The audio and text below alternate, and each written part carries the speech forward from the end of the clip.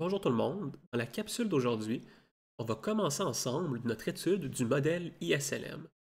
Donc le modèle ISLM, c'est un modèle excessivement populaire en économie. C'est un modèle qui remonte à l'époque keynésienne et qui longtemps a été attribué à l'école keynésienne. Donc pendant longtemps, le modèle ISLM a été considéré comme un modèle keynésien. Par ailleurs, le modèle ISLM est un modèle qui est très flexible. Donc, c'est un modèle qu'on peut adapter pour étudier ensemble même les hypothèses plus classiques. Donc, le modèle ISLM, c'est un outil puissant. C'est un outil puissant pour tous les économistes qui essaient de comprendre le cycle économique. Et dans la capsule d'aujourd'hui, on va voir ensemble comment l'équilibre sur le marché des biens et services et sur le marché de la monnaie détermine le PIB dans l'économie. Notez ici Notez ici que j'estime que vous avez déjà une compréhension de la courbe IS et de la courbe LM. On va quand même prendre un bref temps pour en discuter, mais j'estime que vous connaissez déjà un minimum ces deux courbes-là. Si vous ne les connaissez pas, mais que vous êtes intéressé à savoir comment est-ce qu'on les forme, les courbes IS et les courbes LM, eh bien, vous pouvez aller voir dans ma playlist sur ma chaîne. Je vais mettre également les liens dans les commentaires du vidéo. Donc, vous pouvez aller voir mes vidéos qui expliquent comment on obtient la courbe IS et la courbe LM.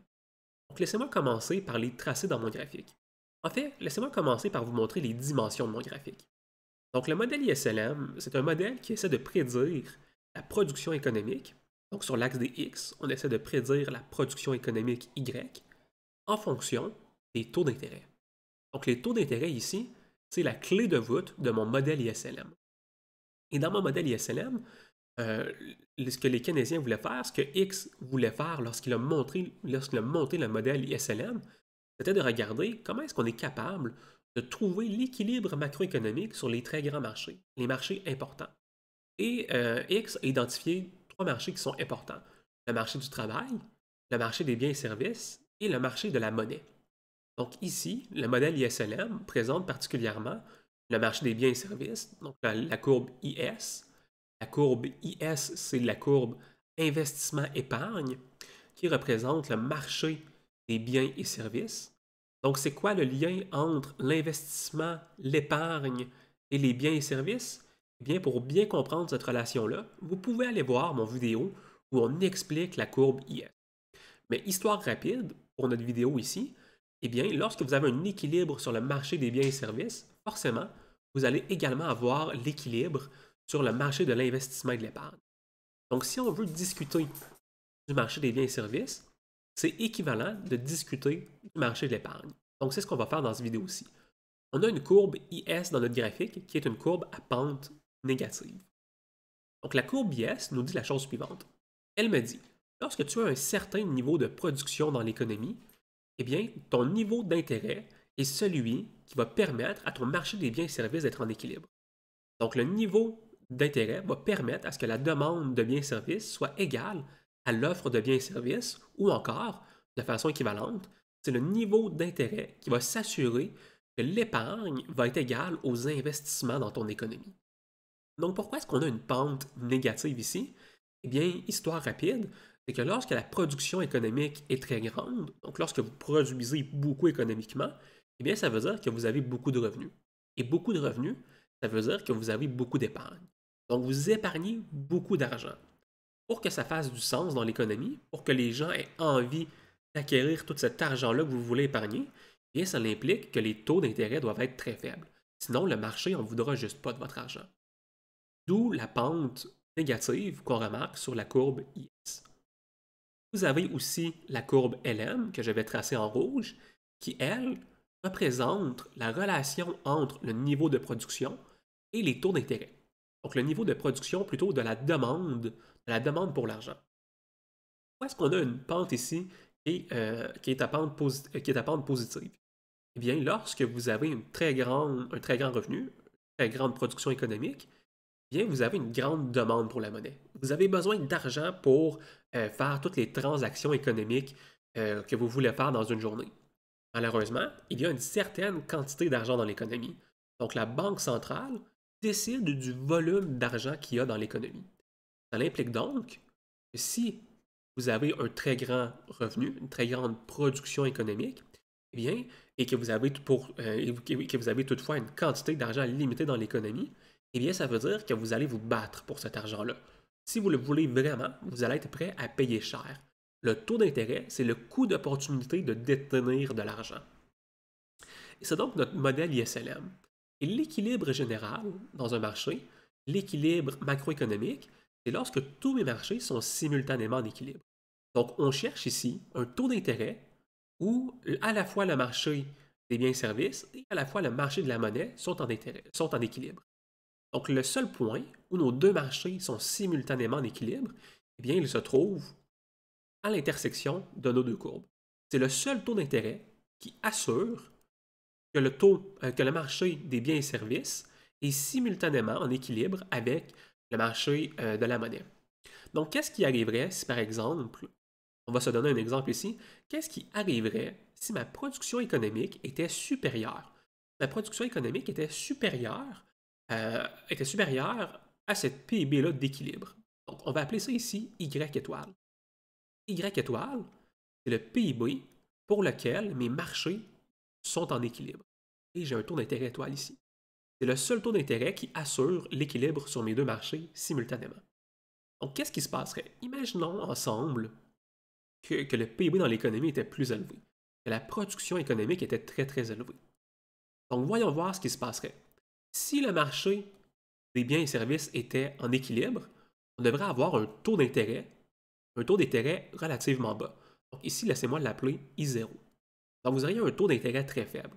À ce taux d'intérêt-là, le marché des biens et services serait en équilibre. Pourquoi est-ce que le taux d'intérêt est faible? Eh bien, il est faible parce que vous avez beaucoup d'argent. Et si vous avez beaucoup d'argent, ça implique que vous épargnez beaucoup. Donc, dans un monde où vous épargnez beaucoup, forcément, pour que votre épargne trouve preneur, eh bien, vous devez avoir des taux d'intérêt très faibles. Mais qu'est-ce qui se passe sur mon marché de la monnaie? Ce qui se passe sur mon marché de la monnaie si mes taux d'intérêt sont égaux à I0? Eh bien, d'abord, commençons par regarder. Le marché de la monnaie nous dit la chose suivante. Pour être en équilibre, vous devriez avoir un taux d'intérêt très élevé. Je vais ici l'appeler I1. Donc, vous devriez avoir un taux d'intérêt très élevé parce que la production économique est tellement grande, vous avez tellement besoin d'argent pour faire des transactions économiques que vous avez besoin d'aller l'acquérir, cet argent-là. Vous avez une masse monétaire limitée, mais vous voulez faire beaucoup de transactions. Seuls ceux qui veulent vraiment la monnaie, les gens qui sont vraiment prêts à acquérir cette monnaie-là, vont être capables de l'acheter. Vous allez donc avoir des taux d'intérêt très élevés.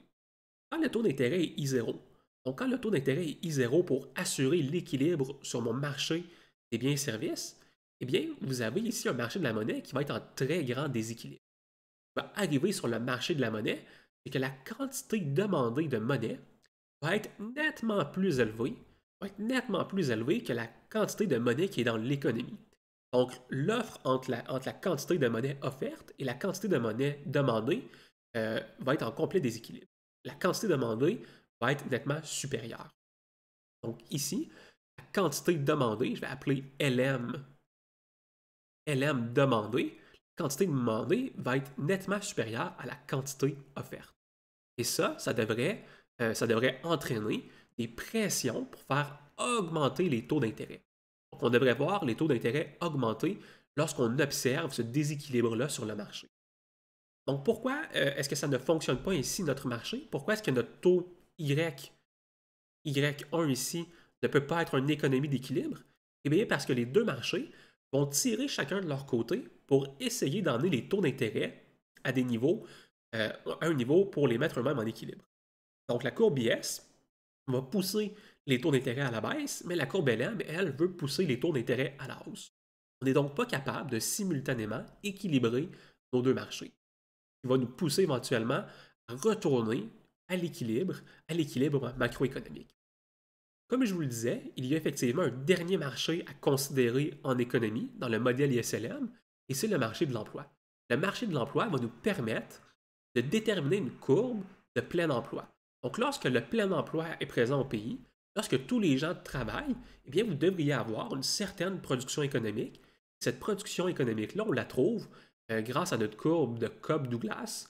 Donc, si vous êtes familier avec ma chaîne, vous pouvez voir une vidéo sur la courbe Cobb-Douglas.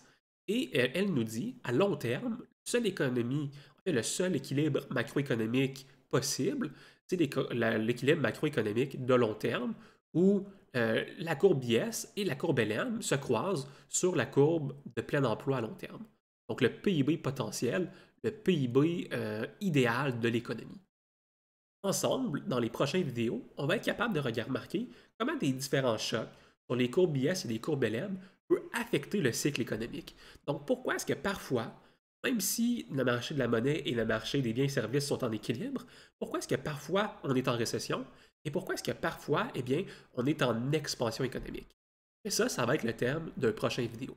J'espère que ça a clarifié pour vous le concept du modèle ISLM. Si vous avez des questions sur le modèle, n'hésitez pas à les laisser dans les commentaires. Et si vous avez davantage de questions sur la courbe IS et la courbe LM, donc si vous avez des questions sur ces courbes-là, n'hésitez pas à aller voir dans la description du vidéo. Vous allez avoir un lien qui va vous mener directement à mes vidéos où on explique exclusivement comment est-ce qu'on est capable de trouver la courbe IS et comment est-ce qu'on est capable de trouver la courbe LM.